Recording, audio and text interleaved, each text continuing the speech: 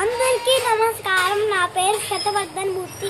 ఈరోజు నేను సాలిపురికి ఎలా భోజనం తినాలో చెప్తా ఉన్నాను. ఇప్పుడు మనం అందరం భోజనం తింటాం కదా, అలాగే సాలిపురికి కూడా ఎలా భోజనం ఈరోజు మీకు నేను చెప్పబోతున్నాను.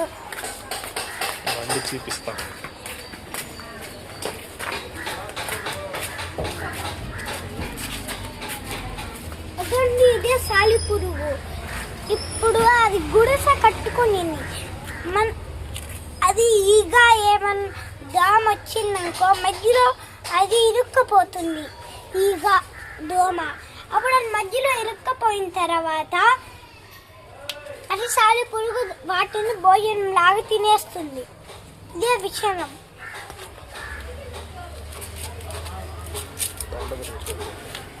తొండని చూడండి, ఇదే తొండ.